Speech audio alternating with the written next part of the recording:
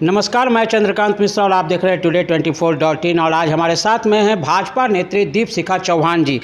Madam, आपका स्वागत है। जय श्री राम, आपका भी स्वागत करते हैं। क्या कहेंगी मैम, भाजपा में जो अभी सदस्यता अभियान चल रहा है, इस पे आप क्या कहेंगी? मैं तो ये बोलूँगी कि भाजपा का जो ये सदस्यता अभियान है, ये बहुत ही अच्छा अभियान है। जो भी हिंदुत्व के लिए आना चाह रहे हैं, भाजपा ज्वाइन करना चाह रहे हैं, वो ज्वाइन करें। पूरे बिहार की जनता भाजपा के अगर साथ हो जाएगी तो बिहार बहुत डेवलप कर जाएगा। 100 कार्यकर्ताओं को जोड़ेगा जो, वो सक्रिय सदस्य कहलाएगा, एक पैरामीटर। तो मैं तो कोशिश करूँगी कि मैं 1000 सदस्य को जोड़ दूँ। 1000 सदस्य को जोड़ देंगे। और इसमें भाजपा में एक और भी बात है कि हर रविवार अटल दिवस है। जी, अटल बिहारी वाजपेयी हमारे वो नेता हैं जिनके मार्गदर्शन पे ही हम अगर आगे बढ़ेंगे तो हम भारत की उन्नति कर सकते हैं।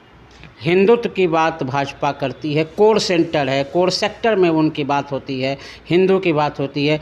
पड़ोसी देश बांग्लादेश पूरी तरह से जला और वहाँ जो हिंदुओं के लिए खास करके हुआ है, उस पे क्या कहेंगे? मैं बहुत ही दुखी हूँ। सबसे पहले तो हम सभी सनातनी हैं और जितने सनातनी एक होकर हिंदुत्व के लिए बांग्लादेश में जो हिंदुओं के साथ हिंसा हो रही है, उस हिंसा को रोकने के लिए प्रधानमंत्री को हम संज्ञान देंगे। और प्रधानमंत्री जी से निवेदन करती हूँ कि उन हिंदुओं की रक्षा आप करें। हम कैपेबल हैं, हम उनकी रक्षा कर सकते हैं। प्रधानमंत्री के पास, हमारे पास सेना है। भारत की जनता जितनी हिंदू है, मान लीजिए भारत की पूरी जनता आप छोड़ दीजिए, बिहार की जनता जो है वो सिर्फ अगर चला जाए बांग्लादेश तो बांग्लादेश के हिंदुओं की रक्षा हो जाएगी। तो बांग्लादेश के हिंदुओं की रक्षा हो जाएगी। भाई, जिस तरह से ये राजनीति हो रही है, उस राजनीति में एक बार ये भी तय हुआ था कि यदि पूरी बहुमत के साथ बीजेपी आती तो आज मुजफ्फराबाद भी अपना होता। देखिए, बीजेपी ने कुछ गलतियां की हैं जिस वजह से वो नहीं जीत पाई। वो आगे ना करें, इसके लिए मैं प्रधानमंत्री जी से इसके लिए भी निवेदन करती हूँ कि योगी जी अगर जो उनको सीटें बता रहे थे कि इन सीटों पे एमपी के लिए खड़े करें, उन्होंने नहीं माना, आरएसएस के बात को नहीं माना। तो कहीं ना कहीं जो होती है ना, जो आप अगर ओवर कॉन्फिडेंस हो जाओगे तो आपके साथ ये होना ही होना है। तो आप ये मानती हैं कि कहीं ना कहीं गलती ज़रूर हुई है? बिल्कुल गलती हुई है। उसका खामियाजा भुगत रही है बीजेपी। जी, उसका ही खामियाजा भुगत रही है बीजेपी। तो अब गलती ना हो आने वाले चुनाव में। अगर बिहार में जिस तरह से राजनीति का ध्रुवीकरण चल रहा है, अभी हम लोगों ने भी देखा है कि तुरंत में श्याम रजक जो हैं वो जदयू में जाकर के शामिल हो गए कि राजद उनकी उपेक्षा कर रही है। अशोक चौधरी का बयान भी आ रहा है एक विशेष जाति को लेकर के कि उन्होंने जो भूमिहार जाति के बारे में कहा है कि उनका सपोर्ट नहीं मिला। तो ये सब जो हो रहा है, क्या इससे बीजेपी अपने आप को एक फिक्स कर लेगी? क्या बिहार में जो अब आएगा चुनाव, उसमें बीजेपी अपने आप को सक्षम बना लेगी?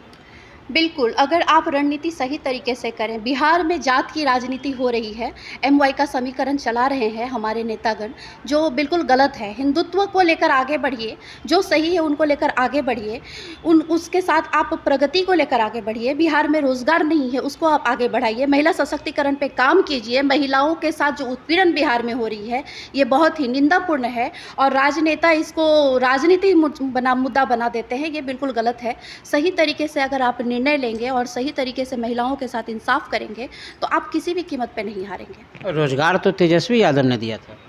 रोजगार तेजस्वी यादव कहाँ से दे सकते हैं? रोजगार एक सीएम दे सकता है। सीएम के किए हुए कार्य को तेजस्वी यादव अपने ऊपर ले रहे हैं कि मैंने किया। उनकी औकात ही नहीं है किसी को रोजगार देने की। उन्होंने तो सारा ज़मीन लिखवा लिया है बिहार की जनता से। बिहार की जनता ने उनको ज़मीन लिख दिया है। बिहार में आपने कहा कि जाति के बिना जो राजनीति संभव नहीं है, और जाति के सर्वेक्षण को लेकर के आप क्या कहेंगे? जाति सर्वेक्षण बिल्कुल गलत है और मैं इसका विरोध करती हूँ। और जाति के नाम पे आप हिंदुओं को बांट रहे हैं, ये बिल्कुल गलत है। अगर आप बटोगे तो आप कटोगे। जो योगी जी ने बोला है ये बिल्कुल सत्य वचन है। जीतन राम मांझी जो केंद्रीय मंत्री हैं, उन्होंने भी कहा है कि 10 वर्ष में जरूर जातीय सर्वेक्षण हो जाना चाहिए। बिल्कुल नहीं होना चाहिए। मैं इसका निंदा करती हूँ और मैं होने भी नहीं दूँगी। तो एनडीए की बात कर रहे हैं आप, तो जो भी राजनीतिक दल हैं, मान्यवर हमारे सीएम जो हैं नीतीश कुमार जी, और आंध्र प्रदेश के जो सीएम हैं चंद्रबाबू नायडू, वो अगर दोनों का नेचर सभी लोग जानते हैं, अगर सही तरीके से ना रहे तो हमारी सरकार टूट जाएगी, गिर जाएगी। लेकिन मैं ये चाहूँगी कि केंद्र में एनडीए की ही सरकार रहे, उससे आप सुरक्षित हो। और बिहार में भी बिहार में भी। एक चलते चलते एक और आखिरी सवाल आपसे कर लेते हैं कि जिस तरह से 21 अगस्त को भारत बंद किया गया था, सुप्रीम कोर्ट ने भारत बंद को असंवैधानिक बताया था, उसके बाद भी 6 बार भारत बंद हुआ है, क्या कहेंगी इसके बारे में? बिल्कुल, ये मैं तो इसका निंदा हर दिन करते आ रही हूँ, फेसबुक के माध्यम से, मीडिया के माध्यम से। मैं आरक्षण का विरोध करती हूँ। अगर आप सही पढ़े लिखे लोग सही जगह पे नहीं रहेंगे, तो आपके भारत का विकास नहीं है, संभव ही नहीं है। अगर मैं पढ़ी लिखी नहीं होती, तो मुझे ये ज्ञान नहीं होता कि मुझे किस विषय पे क्या चर्चा करनी है, किस विषय को कहाँ तक लेकर जाना है। तो मैं सबसे पहले ये बोल रही हूँ कि भीख में आप कुर्सी ना मांगे, आप पढ़ लिख कर आगे बढ़ो।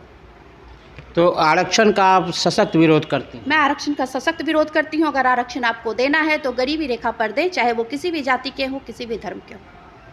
चलिए, आपने इतना समय दिया इसके लिए बहुत बहुत धन्यवाद मैम। और मैं ये उम्मीद भी करूँगा, और चूँकि आपसे बात करते करते एक क्वेश्चन की और लालसा हो गई, इसलिए मैं पूछ लेता हूँ कि आने वाले विधानसभा चुनाव में कहीं दीपशिखा चौहान जी भी तैयारी में हैं या नहीं हैं?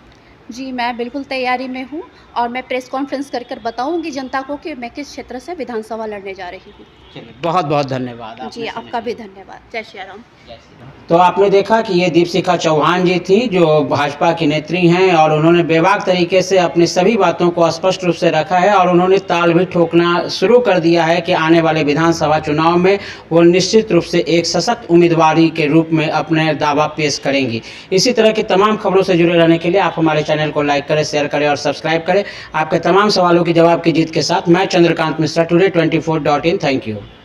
वीडियो को लाइक करें, शेयर करें, सब्सक्राइब करें और तमाम तरह की खबरों से जुड़ने के लिए बेल आइकन को ज़रूर दबाएं। धन्यवाद।